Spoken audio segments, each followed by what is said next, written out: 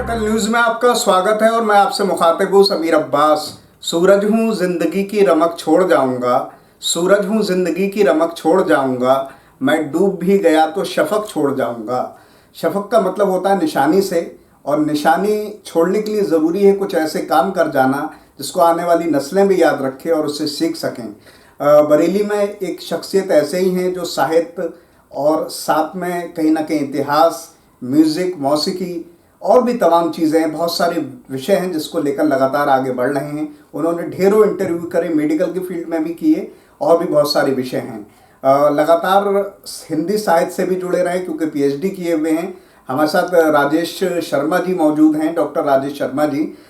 मैं उनसे जब आपको बाद में मुखातिब करवाऊंगा, लेकिन मैं जिस जगह मौजूद हूँ उससे ही आप महसूस कर सकेंगे कि किस तरह की उन्होंने ज़िंदगी में संघर्ष करते हुए कुछ ऐसी नायाब किताबें और चीज़ें अपने पास समेट के रखी हैं जिससे आने वाली नस्लें भी सीख सकती हैं, समझ सकती हैं, और उन चीज़ों को ज़िंदा रखने की कोशिश की है जिसको हमेशा याद किया जाएगा। मैं कैमरे की नज़र से तमाम चारों तरफ का एक नज़ारा दिखाना चाहता हूँ जहाँ पर आपको इतिहास के झरोकों से झांकते हुए तमाम किताबें, जिसमें मार्क्स की भी बात होती है, लेनिन की भी बात होती है, हिटलर की भी बात होती है, और हिंदी साहित्य से जुड़े हुए तमाम कवि और शायरों की भी बात होती है।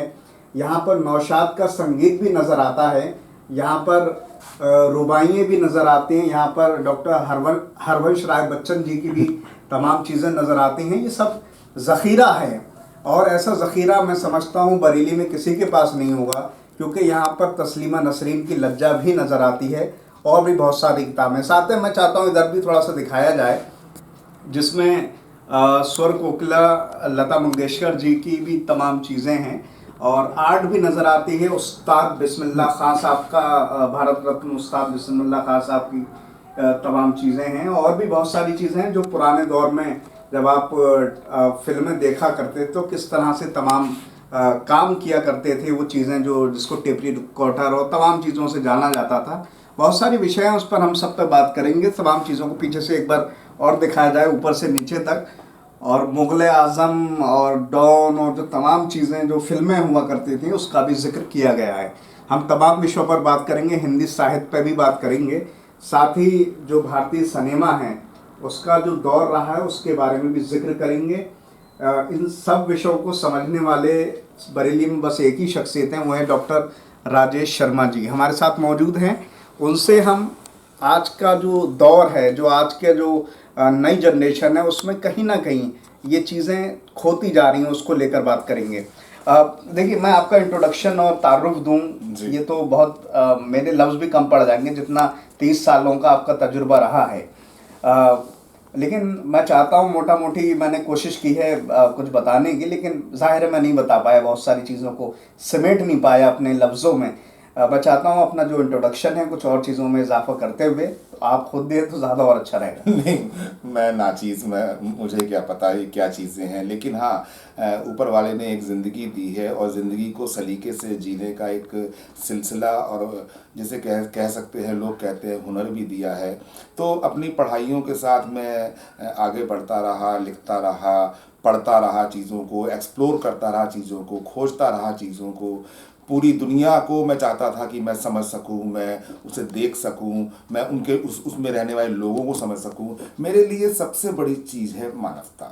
इंसान मेरे लिए बहुत महत्वपूर्ण है और ज़िंदगी मेरे लिए बहुत महत्वपूर्ण है, और यही दो चीज़ें ऐसी हैं जो इस पूरी कायनात को बनाती हैं, इस पृथ्वी को हरा भरा रखती हैं। मैं शुरुआत यहाँ से करूँगा, थोड़ा सा हम बातचीत में से कुछ चीज़ें मैंने निकाली हैं आपकी। जिस उम्र में बच्चे खेलते हैं, मिट्टी में खेलते हैं, खिलौनों से खेलते हैं, उस उम्र में भी आपको किताबों का शौक़ था। बच्चे जो हम बच्चों को कुछ दिए जाते हैं पैसे, उसके लिए भी आप किताबें पढ़ते थे। तो वहाँ से शुरुआत करता हूँ, वहाँ से जो सफ़र आपका शुरू होता है, फिर किस तरह से मंजिल और मुकाम हासिल करता रहा, थोड़ा सा मोटा मोटा ही एक दर्शकों के लिए थोड़ा सा बताएं। जी, जैसे मैंने कहा कि मैं जब बहुत छोटा था तो बरेली में एक दुकान थी, ज्ञान पुस्तक भंडार। तो उसके यहाँ तमाम बच्चों की किताबें मिलती थी, छोटे नॉवेल्स मिलते थे, परी देश की कहानियाँ मिलती थीं। तो हमारे घर में जब भी कोई मेहमान आता था और वो कुछ देने की कोशिश करता था, जैसे कोई 2 रुपए या 10 रुपए, तो उस ज़माने में इतने ही मिलते थे, तो मैं उनसे कहता था नहीं, मुझे आप दीजिए कुछ नहीं, मुझे आप किताबें दिलवा दीजिए। तो वो लोग बहुत खुश भी होते थे और मुझे वहाँ से किताबें मिला। और उसमें चालाकी भी थी, मेरी चालाकी ये थी कि वो जितने रुपए दे के मुझे जाते, मैं शायद उससे थोड़े से ज़्यादा पैसे की किताबें खरीद लेता था और उन्हें मैं पढ़ता था। जब टीनेजर हुआ तो मैं राजन इकबाल को पढ़ा, मैंड्रेस को पढ़ा, बहुत सारे कॉमिक्स को पढ़ा, डायमंड कॉमिक्स को पढ़ा। उसके बाद सीधे सीधे मैं लिटरेचर में आ गया और मेरे ख्याल से 7th क्लास से मैं वीपीपी से किताबें मंगाता था। उस ज़माने में महाश्वेता देवी, जो बंगाल की बहुत बड़ी राइटर हैं, उनकी किताबें, या रूस की किताबें आती थीं, रूस की किताबों को मैं पढ़ता था। उस ज़माने में मैंने फिर प्रेमचंद जी को पढ़ना शुरू किया और उस सिलसिले में फिर आगे नए नए लोगों को पढ़ना शुरू किया और वो पढ़ने का सिलसिला आज भी मेरे साथ है। अभी जैसे मैं दिलीप कुमार साहब की बायोग्राफी पढ़ रहा हूँ। दिलीप कुमार साहब का आपने जिक्र किया, मैं उस पर बाद में उन पर बाद में आऊँगा। मैं थोड़ा सा हिंदी साहित्य और उर्दू साहित्य की बात कर लेता हूँ। हिंदी साहित्य और उर्दू साहित्य जो है, अगर हम उसको देखते हैं तो बहुत सारे शायर ऐसे गुजरे जिसमें फिराक गोरखपुरी साहब का नाम आता है, जो कि एक हिंदू थे, लेकिन उन्होंने उर्दू साहित्य को भी और इंग्लिश के, क्योंकि वो प्रोफेसर थे, टीचर थे, बहुत अच्छी तरह से लिखा। किस तरह से देखते हैं आप इस तरह की शख्सियत को जिन्होंने उर्दू साहित्य को भी बहुत बेहतरीन से लिखा और समझा? देखिए, शायरी तो जो है वो इस फिज़ा में बहुत पहले से है। अमीर खुसरो साहब ने जब हिंदवी को दुनिया को दिया और उससे गालिब लिख रहे थे, मीर लिख रहे थे, बहुत सारे लोग लिख रहे थे। फिर क्या है, जब फिल्में बनने लगीं तो जो शायर थे उनके गीत फिल्मों में आने लगे और बड़े बहुत बड़े मयार के, बहुत बड़े पैमाने के वो शायर हुआ करते थे और उनके वो जो गीत होते थे, जो उनकी शायरी होती थी, वो आप सोचिए कि एक एक आदमी की ज़ुबान पे चढ़ जाती थी। तो शायरी जो है एक पुरसुकून चीज़ है, गीत जो है एक पुरसुकून चीज़ है और उसमें अगर मौसीकी को का तड़का दे दें, मौसीकी को मिला दें, तो वो देखिए ना, फिल्मों का संगीत, हिंदुस्तानी फिल्मों का संगीत तो बहुत ही मुखर है, बहुत ही लोकप्रिय है और सारी दुनिया में गाया जाता है। जी। हम आपने बीच में मौसीकी की बात की, उसी से मेरा अगला जुड़ा हुआ सवाल है। मैं एक किताब आपकी देख रहा था, नौशाद साहब के ऊपर, फेमस संगीतकार जिन्होंने मोहम्मद रफ़ी साहब के साथ बहुत लंबा काम किया और बहुत सारे जो दुनिया के भजन हैं जिनको आज भी सुना जाता है, वो नौशाद साहब और रफ़ी साहब की आवाज़ और संगीत से ही मिलके बने हैं। जी। लेकिन वो दौर संगीत का और था और आज का दौर और है। आज की जो पीढ़ी है वो नौशाद साहब को क्यों नहीं समझना चाहती, क्यों नहीं पढ़ना चाहती आपके पास, जबकि आज भी ज़ख़ीरा है? देखिए, हर एक दौर होता है, उस दौर में समझने वाले उस तरह के लोग होते हैं। अब जैसे आज का दौर है, आज का दौर जो है ये थोड़ा सा ज़्यादा व्यस्त दौर है, क्योंकि यहाँ पर हमारे पास तकनीकें इतनी हैं, हम इतनी ज़्यादा तकनीकों में खोए हुए हैं। ये जो मोबाइल फ़ोन हमारे हाथ में आ गया, ये हर समय हम लोगों को अपने उसमें उलझाए रहता है। लेकिन हम लोगों की ज़िंदगी, जो हमारी ज़िंदगी तक था मामला, बड़ा पुरसुकून था। हम शाम की चाय अपने घर के लॉन में पिया करते थे हैं और घंटों अपनी माँ के साथ बैठते थे। हमारे यहाँ खाना इकट्ठे होकर खाया जाता था। हमारे उस समय टेलीविज़न भी नया नया आया था, तो आधा एक घंटा ही प्रोग्राम आया करते थे टेलीविज़न में। रेडियो कभी कभी चलता था, तो उतना था। आदमी व्यस्त नहीं था कि नीचे जो लोग मिलते जुलते थे, लोग एक दूसरे के घर जाते थे, लोग एक दूसरे से संबंध बनाते थे। आजकल आप देखिए, एक कमरे में ही अगर 5 लोग बैठे हैं तो 5 के हाथ में मोबाइल है। तो ये थोड़ा तकनीक की गड़बड़ है और इसीलिए लोग पढ़ नहीं पा रहे हैं। अब क्या है, संगीत बदला, लोग बदले, लोगों की मानसिकता बदली, तो संगीत ही बदला। ऐसा नहीं है कि इस समय अच्छे गाने वाले नहीं हैं या अच्छे लिखने वाले नहीं हैं। बात यह है कि अच्छे सुनने वाले पैदा होने चाहिए। जब अच्छे सुनने वाले पैदा होते हैं तो फिर अच्छा लिखा भी जाता है, अच्छा बनाया भी जाता है। अब AR रहमान साहब हो गए, या इधर कामिल साहब हो गए, या इधर जो बहुत अच्छे अच्छे गाने वाले हैं, बहुत अच्छा गा भी रहे हैं। लेकिन थोड़ा सा इस पीढ़ी का जो टेस्ट है, मूड है, वो थोड़ा सा पिछले टेस्ट से फ़र्क है और पहले की चीज़ों में मेलोडी ज़्यादा थी। अभी मेलोडी कम दिखाई देती है और इसमें लिरिक्स पे ध्यान उतना कम है। थोड़ा शोर शराबे वाला संगीत, क्योंकि बीच में जब डिस्को आया और नाजिया हसन आई और पूरी दुनिया में संगीत बदल रहा था। उधर माइकल जैक्सन चल रहा था और अफ्रीका के लोग भी आ रहे थे, अलग जम्बो वम्बो में आ रहे थे। तो धीरे धीरे चीज़ें परिवर्तित हुई हैं, टेस्ट परिवर्तित हुआ है। लेकिन मुझे लगता है कि भारतीय सिनेमा में या भारतीय जो हमारा शास्त्रीय संगीत है ना, उसकी भी वो भी मौसीकी में आता है। या अब आप देखिए अमजद अली खान साहब को दे दी, क्या क्या शानदार शहनाई, बिस्मिल्लाह खान साहब की शहनाई, अमजद अली खान साहब का सरोद, बांसुरी हर चौरसिया साहब की, है ना। और इन लोगों ने फिल्मों में भी काम किया है, कुछ फिल्मों में भी काम किया है। और तो मेलोडी बहुत थी। अब हम अगर कोई चीज़ मिस करते हैं तो मेलोडी मिस करते हैं और उन लिरिक्स को मिस करते हैं जो लिरिक्स हम लोगों के होठों पर खुद ब खुद आके बैठ जाते थे। मैं एक बहुत अहम शख्सियत की और बात करूंगा। आपने तस्लीमा नसरीन की बहुत सारी किताबें पढ़ी हैं। बहुत सारे लोग लज्जा जो उनकी किताब थी उसके बाद आगे नहीं बढ़े। तस्लीमा नसरीन को लेकर बहुत सारे सवाल भी होते हैं, सियासी बहुत सारे पहलू हैं। किस तरह से देखते हैं तस्लीमा नसरीन ने जो किताबें लिखी लज्जा के अलावा, और ख़ास तौर से जो मुस्लिम इशू हैं उस पर उन्होंने बहुत जिक्र किया, तस्करा किया। देखिए, तस्लीमा नसरीन के बारे में जब बातें चलने लगी, उनकी लज्जा को लेकर बातें चलने लगी, उसी सिलसिले में मैंने फिर तस्लीमा नसरीन की सारी किताबें मंगाई और धीरे धीरे आती भी रही। मतलब मैंने उन सबको समग्रता में पढ़ा कि मैं पहले तस्लीमा नसरीन को देखूं तो सही, वो किस मिजाज की लेडी हैं, वो क्या लिखती हैं, कैसे लिखती हैं, या उनके पूरे साहित्य में से लिखे हुए में से कोई दो जुमले उठा के उस पर शोर करना हो। आजकल हो यही रहा है, कहीं से कोई दो जुमले उठा लिए जाते हैं और उन पर शोर करना शुरू कर दिया जाता है।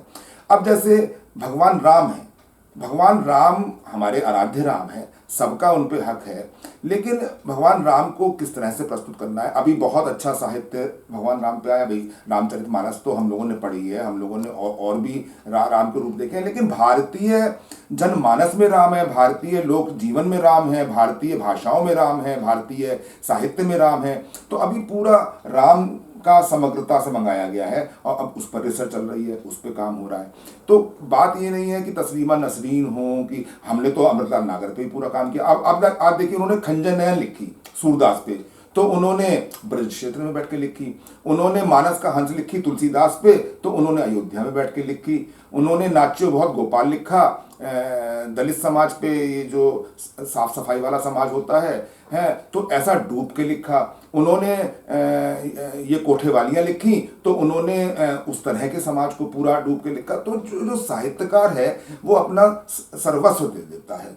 यशपाल का साहित्य था तो क्रांतिकारी साहित्य था। यशपाल का झूठा सच इतना फेमस है, मेरे ख्याल से जो हम लोगों का भारत पाकिस्तान का बंटवारा हुआ, झूठा सच से बेहतर कोई किताब हो नहीं सकती। जबकि और भी किताबें आई हैं, कितने पाकिस्तान कमलेश्वर की आई और लोगों की आई। और ये बहुत बड़ा संसार है, बहुत बड़ी चीज़ें हैं। लोग अपने अपने हिसाब से लिखते हैं, अपने अपने मूड से लिखते हैं, लेकिन किसी की नीयत ये नहीं होती कि इसको उठाना है या इसको खारिज कर देना है। वो समग्रता से लिखते हैं और इतिहास में डूब के लिखते हैं। अगर खुसरो पे लिखा जा रहा है तो उसको कैसे लिखा जा रहा है, या अगर इल्तुमिश पे लिखा जा रहा है, रज़िया पे लिखा जा रहा है, या मीरा पे लिखा जा रहा है, या कृष्ण पे लिखा जा रहा है। अब रामदेव राघव ने जो अपनी चीज़ें लिखी हैं, बुद्ध पे लिखी है और चीज़ों पे लिखा है, बहुत शानदार काम किया है। तो अच्छे काम हुए हैं। और क्या है ना, ये पूरा संसार है, इसमें ईंट पत्थर भी हैं, हीरे मोती भी हैं। अब आप क्या बटोर के लाते हो और क्या पढ़ते हो, ये आप पर। एक बहुत फेमस किताब है, रामचंद्र गुहा जी ने लिखी है, इंडिया आफ्टर गांधी। और उसमें जो है हमने पूरी इतिहास को समझने की कोशिश की है, उन्होंने बताने की कोशिश की है। इस तरह की किताबें आज के परिप्रेक्ष्य में, क्योंकि सियासी माहौल अलग तरह का चलता है, रामचंद्र गुहा जी जैसी शख्सियत को किस तरह से देखते हैं?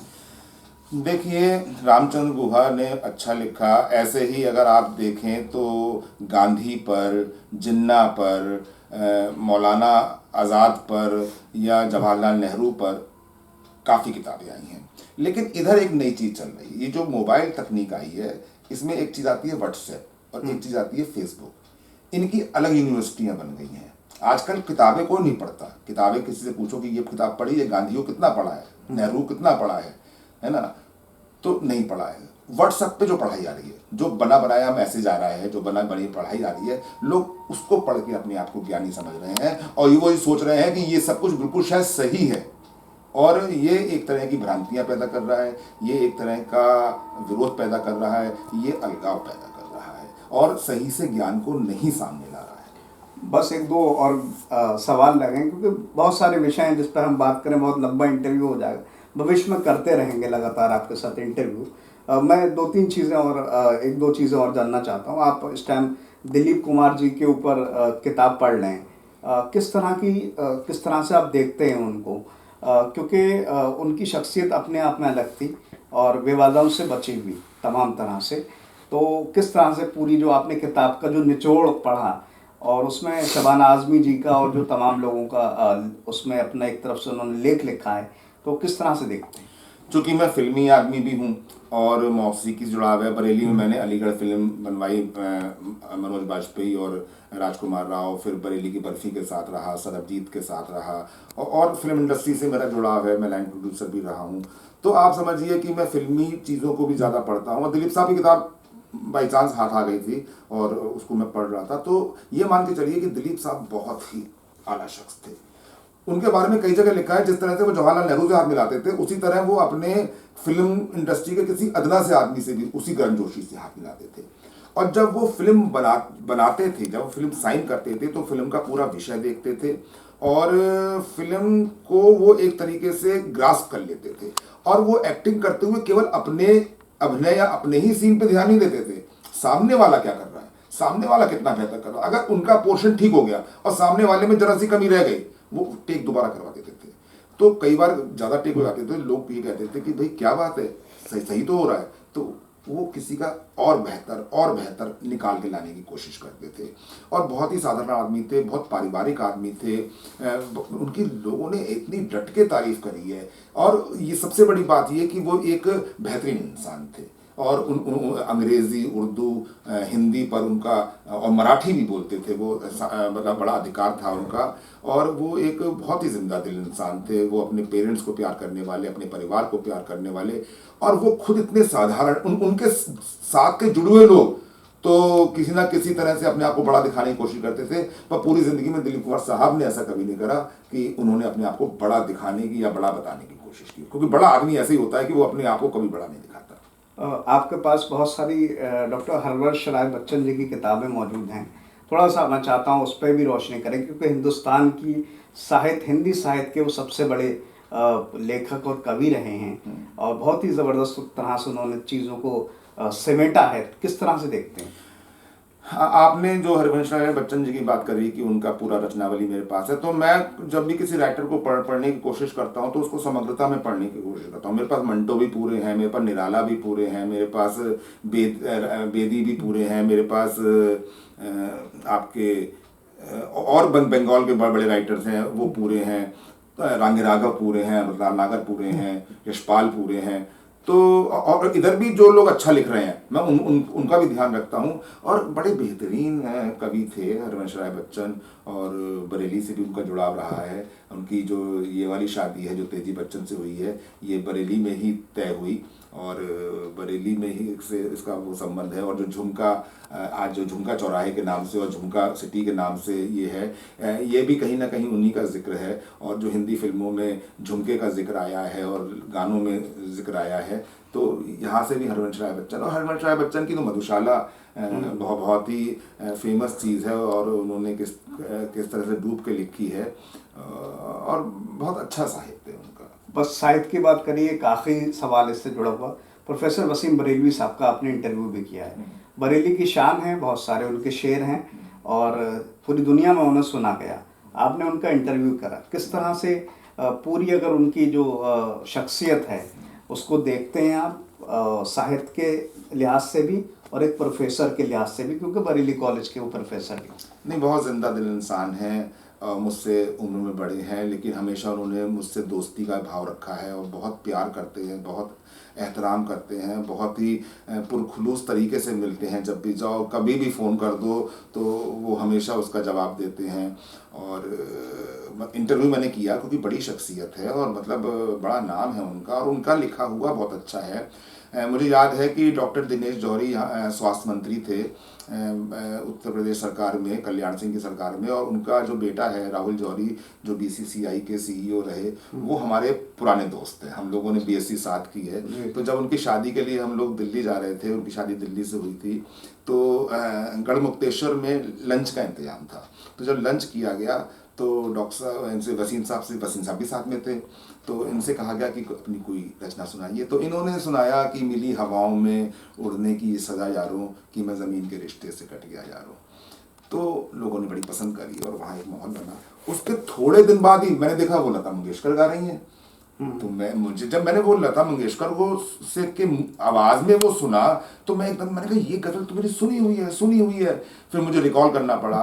तो वसीम साहब जो है ना, ये लोगों की ज़बान पे बस जाने वाले शायर हैं, ये लोगों के दिलों में बस जाने वाले शायर हैं, ये लोगों के बड़े महबूब शायर हैं। मैं बताऊं, दिल्ली में तो मुझे एक मिलने वाले ने ऐसे छुआ, बोले मैं आपको इसलिए छू रहा हूँ कि आपने वसीम साहब को छुआ हुआ है। कितनी बड़ी बात है। तो लोग प्यार करते हैं। और एज ए प्रोफेसर भी शानदार शख्स रहे हैं, एज ए इंसान बहुत शानदार शख्स हैं, एज ए शायर बहुत शानदार शख्स हैं। और सौभाग्य है बरेली का और मेरा भी कि हमने उनको देखा है, उनके साथ जिए हैं, उनके साथ खाया पिया है, उन्हें महसूस किया है, और मेरे तो भाई हैं। बस एक व्यक्तिगत ज़िंदगी से जुड़ा हुआ सवाल जो मैं अक्सर करता हूँ। देखिए, ये सब जो किताबें पढ़ने का शौक़ है, जो म्यूज़िक सुनने का शौक़, ये सब शौक़ में आता है। और आपने इसको कहीं ना कहीं अपने ज़िंदगी में पेशा भी बनाया, क्योंकि आपने बहुत सारी फिल्मों के लिए काम किया, आपने दूरदर्शन में काम किया और भी बहुत सारे काम किए। लेकिन फिर भी और इन सब बातों के अलावा ज़िंदगी में और भी कोई शौक़ रखते हैं जो इन सब चीज़ों से हटके है, और चाहें तो उसका थोड़ा तस्करा कर सकते हैं। ये खुद इतने सारे शौक़ थे कि इसके बाद किसी शौक़ के लिए जगह बचती नहीं है। लेकिन मैं शाम को संगीत ज़रूर सुनता हूँ, मैं बहुत सारी फिल्में जो हॉलीवुड की हैं वो देखता हूँ, बल्कि मैं दुनिया की तमाम अच्छी डॉक्यूमेंट्री और अच्छी फिल्में देखना चाहता हूँ, अच्छी किताबें पढ़ना चाहता हूँ। और मुझे लगता है कि इसमें इतना वक्त निकल गया, मेरी तो पूरी ज़िंदगी निकल गई इसमें। इसके अलावा क्या शौक़ करता मैं समझ नहीं पा रहा हूँ। जी, चलिए, बहुत सारी दुआएं हैं, शुभकामनाएं आपके लिए, और बहुत सारे विषय हैं जिस पे हम भविष्य में बात करेंगे, क्योंकि बहुत सारी चीज़ों में आपने काम किया। आपने आर्ट में काम किया है, आर्ट के लिए काम किया है आपने, और भी साहित्य, हिंदी साहित्य का भी हम और विषयों पर जिक्र कर सकते थे, उस पर भी करेंगे। ज़्यादातर हमने उर्दू साहित्य को ही छुआ, तो और साहित्य में कार्ल मार्क्स और लेनिन की बात भी करेंगे भविष्य के इंटरव्यू के लिए। ये सब हमारे बातचीत रहेगी। फिलहाल बहुत सारी शुभकामनाएं आपके लिए, और आप जैसी जो शख्सियत है जिससे बहुत कुछ सीखा जा सकता है। बहुत बहुत शुक्रिया। तो हमारे साथ थे डॉक्टर राजेश जी, जिन्होंने राजेश शर्मा जी, जिन्होंने तमाम विषयों पर बात की। ख़ास तौर से हमने साहित्य पर ज़्यादा बात की, और उसमें भी जो उर्दू साहित्य है उसका जो जिक्र है, जो तस्करा है, वो बहुत बड़ी बात है। मैं फ़िलहाल इस बात को इस तरह से समझ सकता हूँ कि चाहे हिंदी साहित्य हो या उर्दू साहित्य हो, उसको किस गहराई में डूब के समझा जा सकता है, सीखा जा सकता है, वो डॉक्टर राजेश शर्मा जी से आप सीख सकते हैं। उन्होंने उर्दू साहित्य को भी उसी मेहनत और लगन से पढ़ा जिस तरह से उन्होंने हिंदी को पढ़ा। बरेली के लिए यकीनन बहुत बड़ी बात है। उन्होंने ढेरों इंटरव्यू करे, और भी बहुत सारे विषय हैं जिसको लेकर हम भविष्य में बात करते रहेंगे। फिलहाल इन तमाम बातों के साथ मैं समीर अब्बास, कैमरामैन रईस हुसैन के साथ, अटल न्यूज़।